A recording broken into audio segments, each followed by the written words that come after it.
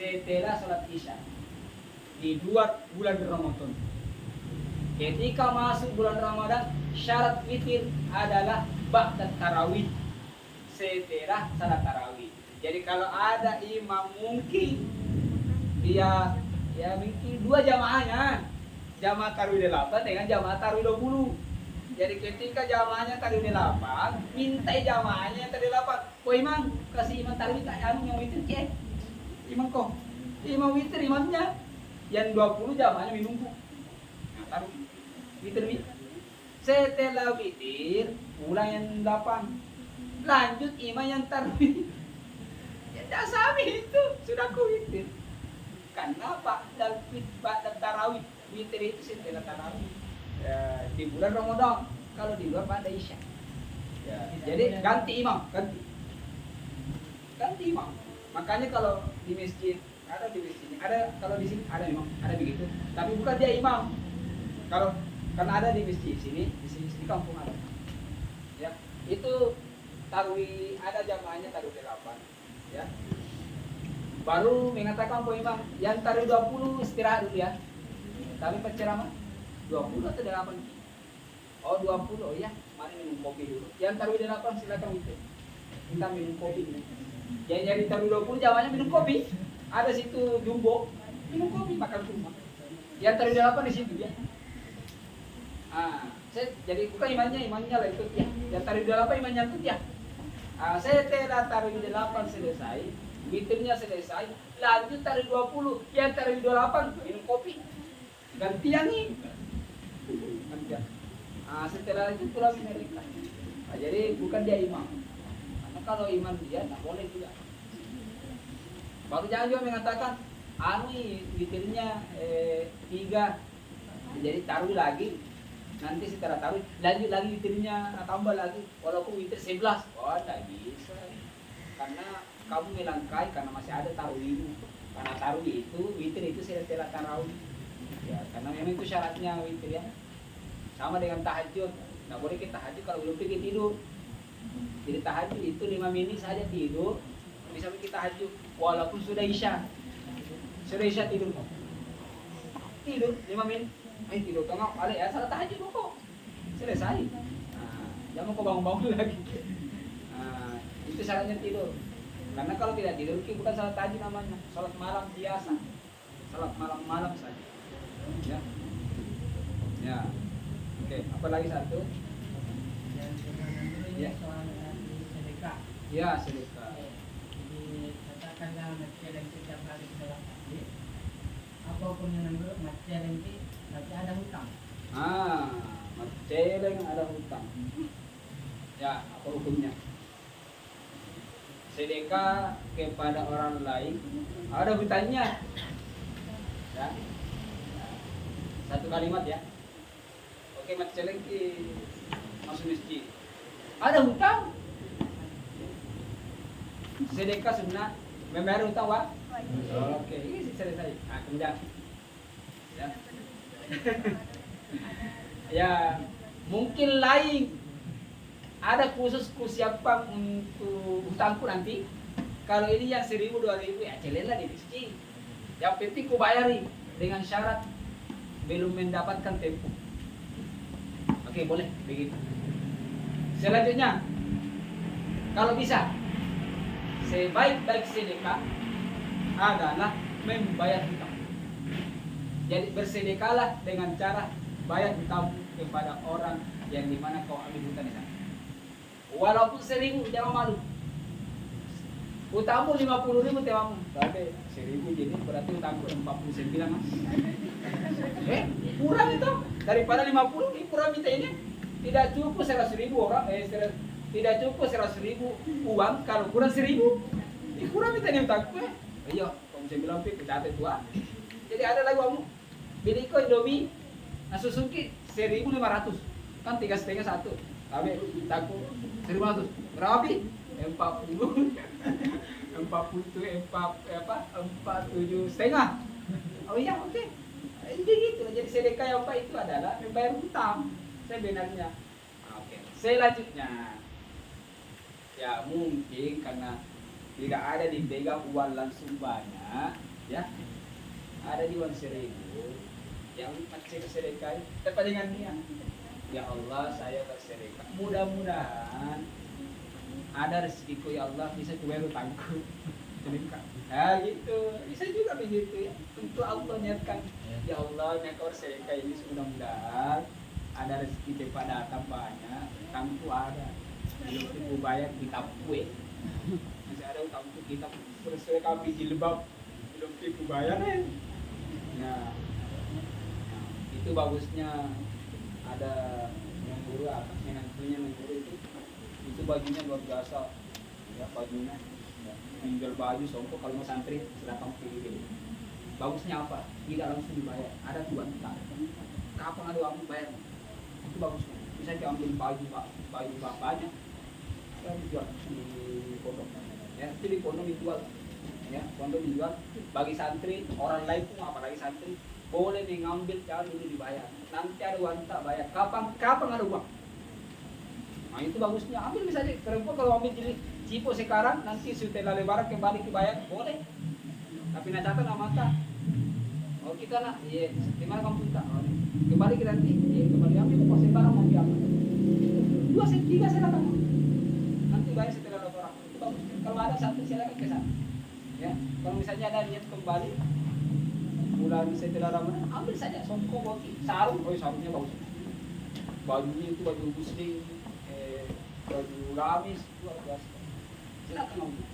Ya itu bagus. Ya, karena kita tidak bayar langsung. Kan kalian apa yang ngaji kan? Ya, silakan. Kitabnya silakan ambil, jangan lu bayar. Ada tuan bayar ya.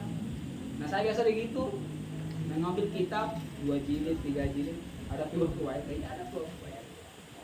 Biasa 3 bulan biar, tapi itu ingat. Catat ini yang buku, ditangkap, langsung bayar 3 bulan punya. Nah, jadi kamu ambil serah, banyak barangnya, songko apa. Nah itu bagus, ya di pondok punya usaha juta.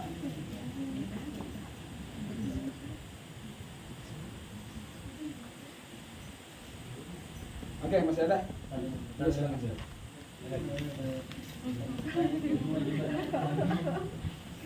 Pertama, apakah dia sudah sholat tarawih terus itu apakah nanti sholat tahajudnya Titir lagi. Ya. Ada juga yang bilang bahwa itu pada malam. Ya. Dia sholat tarawih di masjid, kemudian witir juga sebelum tidur. Apakah boleh witir lagi setelah sholat tahajud? La witrana fil lail. Tidak ada witir 2 kali dalam satu malam. Jadi kalau witir memang di Isya, sudah Isya, maka sholat tahajud saja, tidak usah witir. Ya, tidak usah witir. Dicontohkan oleh Abu Bakar As-Siddiq dengan Umar bin Khattab. Kisahnya dalam kitab Isyan Ibad bahwa keduanya melapor kepada Rasulullah, ya Rasulullah, ini sahabatmu 2 ya, sahabat yang lain melapor, Abu Bakar dengan Umar. Kenapa itu?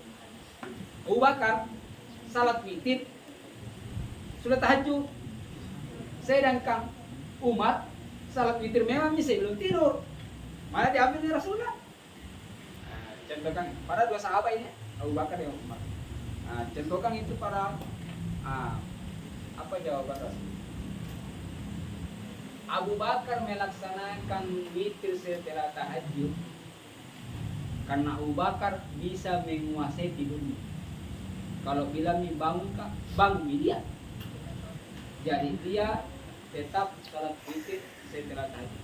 Sedangkan Umar bahasanya ya, sedangkan Umar tidak menguasai tidur. Ya, biasa cepat tidur dan menguasai bangun.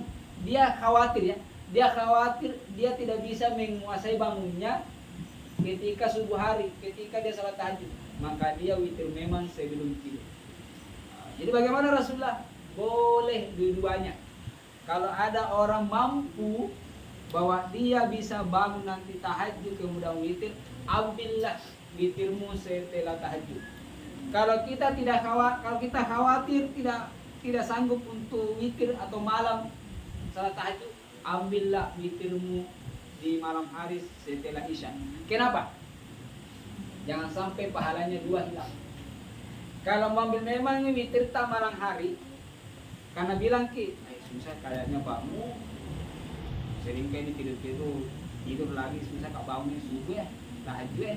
Ambil memang witir tak. Kenapa? Jangan sampai tidak bangun betul. Nanti pas subuh maka Anda tidak sia-sia. Kenapa? Ada di witir tak. Tapi kalau tidak mau ambil witir, tapi ragu-ragu juga bangun, pas bangun subuh hilang dua witir tahajud. Tapi kalau mau ambil witir memang dan Anda sering tahajud toh, ambil witir memang Anda sering tahajud. Tapi khawatir jangan sampai ini malam tidak bangun nanti subuh pas subuh dia bangun, maka witirmu di malam hari pengganti tahajudmu di tengah malam. Jadi kalau orang yang tidak bisa menguasai silakan witir. Tapi kalau mau kasih tidurmu tetap kau bangun itu jam 3 setengah 3, maka ya witirlah terakhir, karena memang pada afdal witir terakhir ya. Tapi dari dua kisah sahabat jangan langsung mengatakan bahwa ternyata bukan ini. Tidak. Kenapa sahabat mencontohkan supaya tidak berselisih ya orang-orang para sahabat tentang salat witir, bahwa ada melakukan ini, ternyata dua-duanya bisa. Umar itu bukan tidak bisa menguasai tidurnya. Umar itu kadang dia tidak tidur malam hari, menjaga terus sedikit tidurnya, baru bangun dari itu Umar. Ya, cuma sebagai contoh saja. Sama dengan begini, ketika Rasulullah pengajian di masjid, datang orang, ya Rasulullah maka bertanya, apa itu? Mana amal yang paling mulia? Mana amal yang paling bagus? Ayyul a'mal afdal? Mana amal paling afdal ya Rasulullah? Apa kata Rasulullah? As-sholatu fi waqtiha. Salat pada waktu. Ini sebentar pengajian, salat pada waktunya. Oh, terima kasih ya Rasulullah. Pulang itu orang 5 menit kemudian datang lagi satu, bertanya pertanyaan sama, ya Rasulullah, ayu sholatil abdalu, ayul amali abdalu, amal apa paling abdal? Apa kata Rasulullah? Birrul walidain, berbuat baik kepada kedua orang tua. Pertanyaannya sama, jawaban beda. Yang pusing jamaahnya Rasulullah. Tadi Rasulullah ini dua pertanyaan beda. Ternyata Rasulullah menjawab pertanyaannya tadi dengan pertanyaan yang sama. Ternyata Rasulullah sudah tahu kondisinya orang datang bertanya. Ternyata orang bertanya pertama, dia sering sholat tidak tepat waktunya. Maka Rasul mengatakan amal paling baik sholat pada waktunya. Yang kedua datang, Rasulullah sudah tahu ini orang pawali-wali sama mamanya, durhaka sama orang tuanya. Dia tanya, ya Rasulullah, amal apa paling baik? Berbuat baik kepada kedua orang. Ya Rasulullah itu mengeluarkan hadis, dia sudah tahu kondisinya orang. Ya. Nah, bayangkan itu hijrah. Rasulullah mengeluarkan hadis, innamal a'malu binniyat. Kenapa? Dia tahu jamaahnya ada ikut gara-gara perempuan. Padahal tidak tahu ini karena banyak sekali orang. Tapi tidak tahu ini gara-gara Laila. Ini orang laki-laki. Nah, Rasulullah berkumpul semua jamaah para sahabat. Rasulullah mengatakan, innamal a'malu binniyat wa innamal likulli imrin ma nawa. Faman kana hijratuhu ila Allah wa rasulih fa hijratuhu ila Allah. Wa man kana hijratuhu lid dunya yusiba imraati yang kiwa fa hijratuhu ila ma hajara ilaih. Rasulullah tidak melihat siapa, tapi dia sudah tahu ada di video, ada sahabat ini ikut gara-gara Laila. Nah, itu Rasulullah dia jadi mengeluarkan hadis itu, dia tahu kondisinya orang. Ya, dia tahu kondisi keadaan. Nah, itu Rasulullah begitu. Jadi kita yang mempelajari tentang hadis, ya, jadi harus memahami memang dari kisahnya asbabun nurut. Ya, kalau Quran asbabun nuzul, kalau hadis asbabun nurut, ya sebab-sebab hadisnya kedua ini. Ya, riwayatnya tawatir, hasan, ghairu hasan apa ya? Marfu, mauquf, maudhu. Kita dari sini ya. Ya. Ya, oke. Seperti itu ya. Riwayat boleh. Masih ada? Ya, silakan. Yes, kadang ada masjid di kampung yang dulu yang mengikuti waktu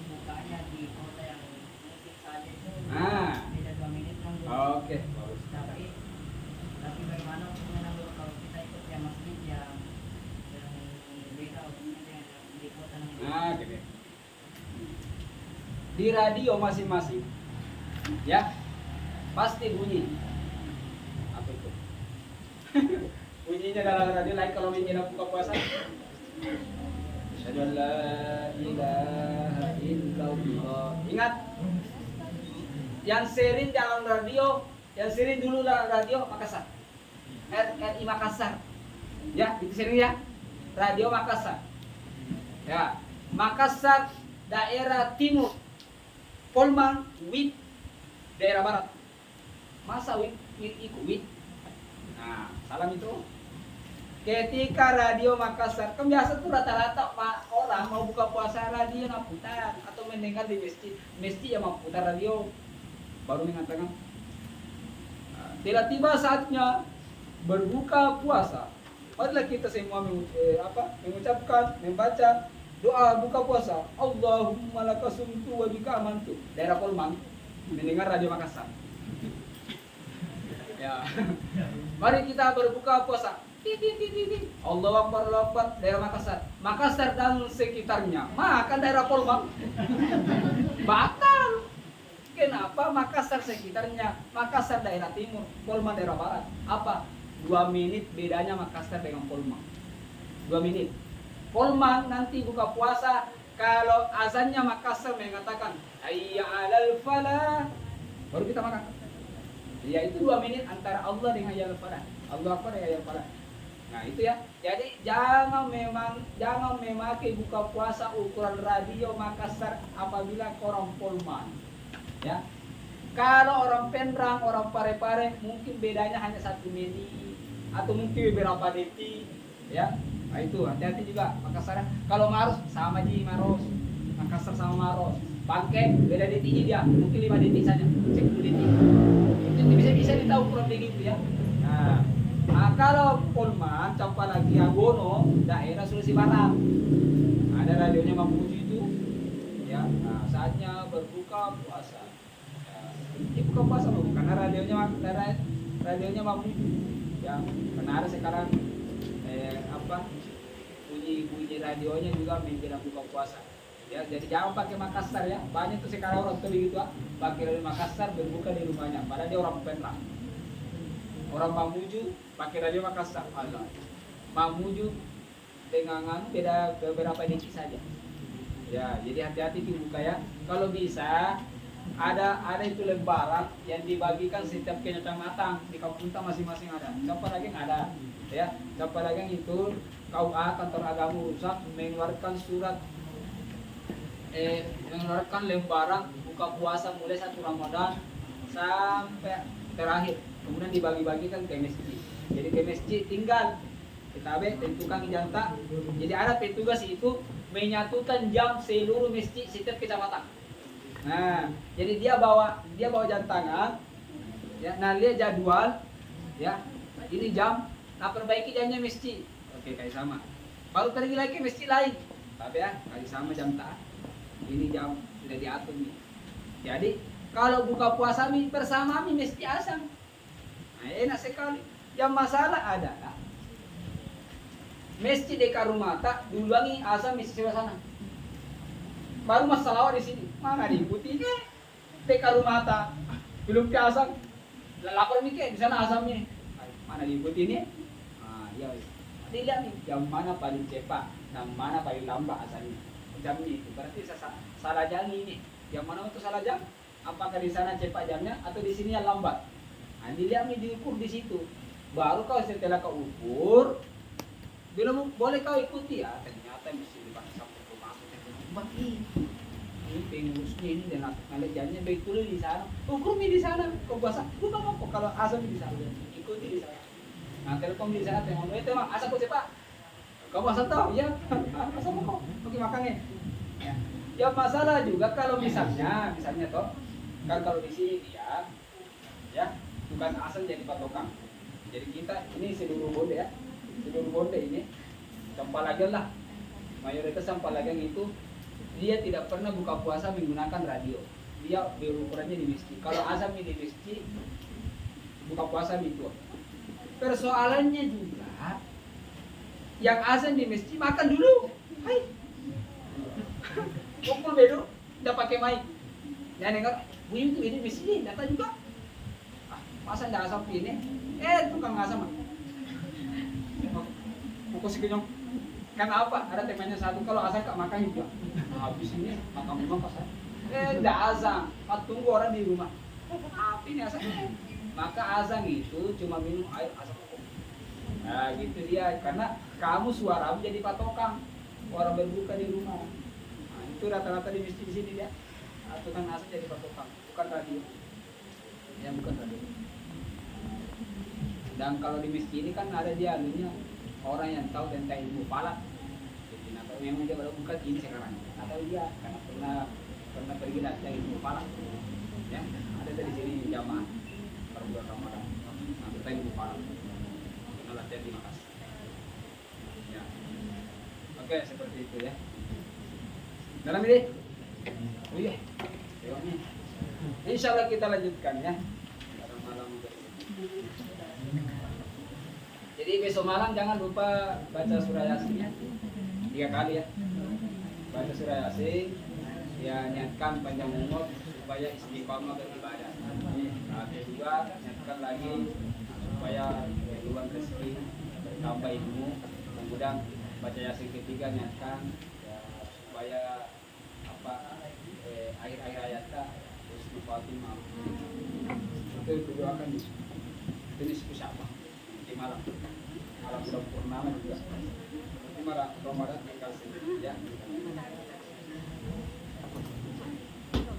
Oke, sampai di sini insyaallah kita lanjutkan pada pertemuan berikutnya. Subhanallah wa bihamdihi asyhadu an la ilaha illa anta astaghfiruka wa atubu ilaik. Allahumma shalli ala Muhammad.